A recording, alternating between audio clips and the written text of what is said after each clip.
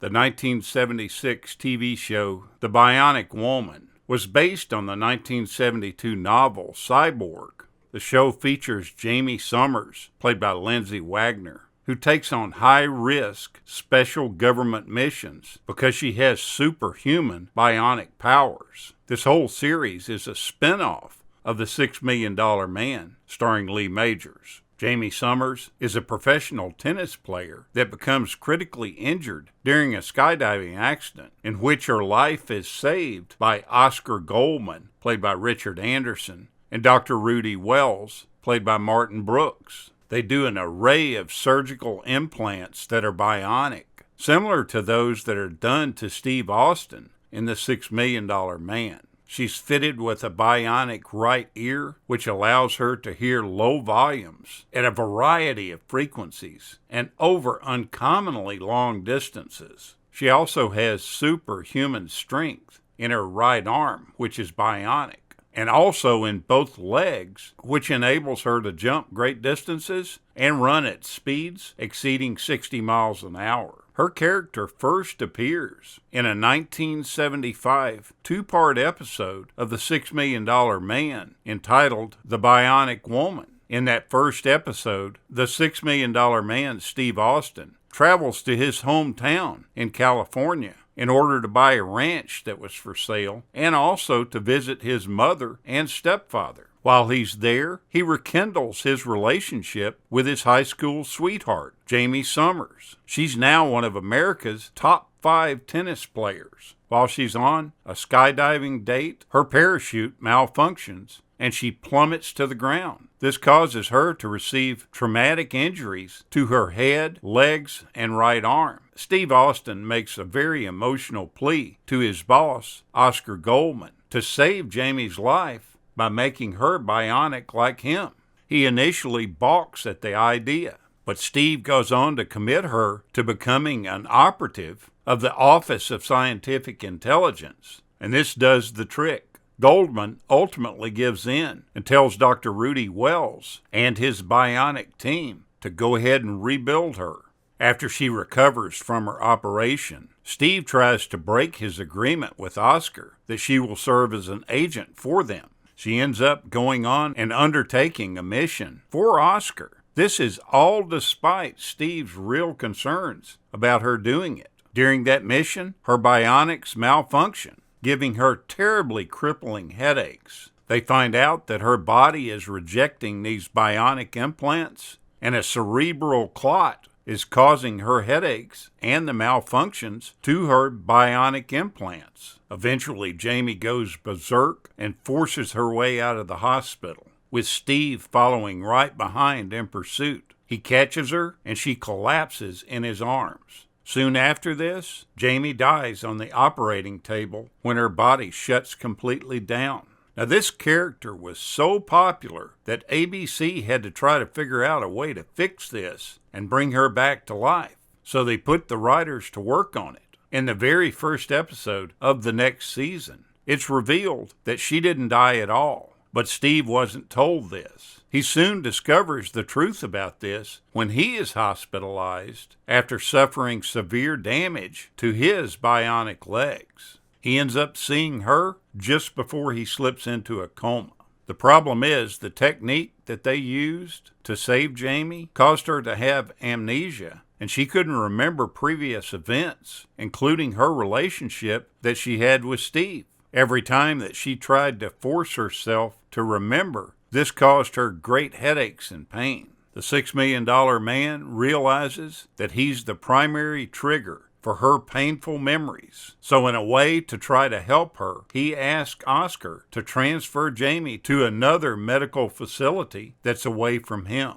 While she's there, she undergoes a successful surgery to restore her memory. Problem is, she remembers everything except her love for Steve and the skydiving accident that led to her getting these bionic parts. When they finally meet again, she tells Steve that they can start again with a friendship and that it all can be a very new beginning for them, and Steve agrees to do this. Now, this first appearance that she makes on the $6 Million Man was supposed to be her last role that honored a contract that she had with Universal Studios. But the public reaction to her being on the show was so unbelievably strong, they ended up offering her her own series. Now, one thing odd about the series is that it ended up jumping from ABC to NBC during its run. It moved to NBC for its final season, and during that time, Richard Anderson and Martin E. Brooks became the first actors in history to play the same characters on two different television series on two different networks, because at that time, they were still appearing on the $6 Million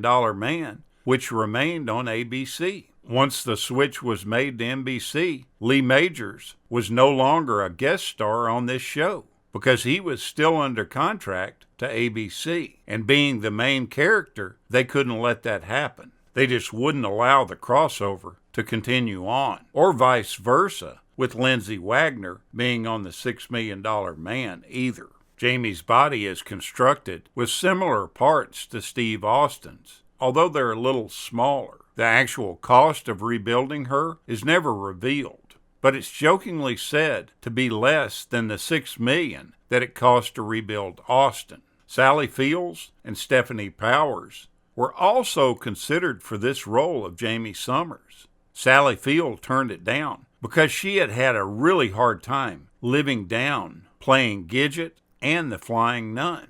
If she had taken on this role, it would have been very likely that she would have definitely been stereotyped for her TV work forever, or would have never broken out as an Oscar-winning actress in film. Now, Lindsey Wagner, before she became famous with this series, ends up showing up on the popular show, The Dating Game. In that same episode, one of the bachelors that she interviews for the possible date is Roger Ewing, the very popular Gunsmoke character actor that played alongside Matt Dillon in his role as Clayton Greenwood. They called him Thad for short. In Lindsey's role as the Bachelorette on the hunt for a date, no one would have thought that she would go on to become this popular character, the Bionic Woman. She was about 20 years old at the time, and this wasn't a celebrity edition of The Dating Game. It just happened to be that these two stars turn up on the same show together. Lindsey has the choice of picking one of three eligible bachelors. One is a medical student, and another is a teacher with the State Department who traveled behind the Iron Curtain. She ends up picking this teacher. His name was Dick, and he was from Pensacola. They won a date to the Sunset Strip, including a stop at the ever-popular Whiskey A Go-Go. Now, there is this supposedly miracle cure that a church in California sells that has the FDA completely up in arms. The product is called MMS, and most people think of it as a poison. It's said to cure everything from HIV to cancer by the people that produce it. But Lindsey Wagner goes on and tries this stuff because she's been plagued with an ailment called chronic urticaria, which is a really severe, disabling form of hives. It makes a person's body completely swell up with huge welts all over it, looking like a boxer that has been beaten up with eyes completely swollen shut. She was desperate for something to cure this problem. She had tried steroids and antihistamines, and they helped a little bit. But after about 8 months of just suffering with this, she was pretty desperate. A friend of hers put her in touch with somebody that was familiar with this miracle mineral solution, or MMS, which is made from sodium chloride, an ingredient in many industrial cleaners. The odd thing about it, she was completely dumbfounded once she started using this product. After about a week, all her symptoms went away. She was as shocked as everybody. Now, she doesn't recommend that people take this or use this product. All she does is say that it worked for her. Despite a relatively short run as far as shows go, this series proved highly popular worldwide. It ran for 3 seasons, from 1976 to 1978. Despite being on different networks, both The Bionic Woman and The $6 Million Man were canceled in the spring of 1978. The $6 Million Man ended with a standard episode, but Lindsey Wagner's series ends with the episode entitled On the Run, and it was written and filmed as a resolution to this show. Thank you so much for watching, and we'll continue to chase the classics.